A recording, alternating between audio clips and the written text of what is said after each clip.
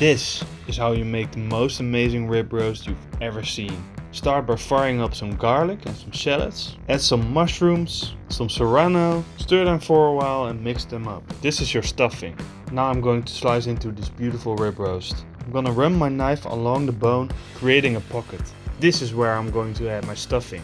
Tie it up together with some butcher's twine, get it on a rotisserie and start up the Napoleon. While the rib roast is roasting, it's time to make a basting sauce. We'll start by mixing 1 part salt, half a part of black pepper, a quarter part thyme, a quarter part onion powder, a quarter part garlic powder and a quarter part paprika powder. Now melt a stick of butter and add that rub to the butter. There's only one thing left to do, and that's get all of that butter on that rib roast. Nothing can beat a good basting session.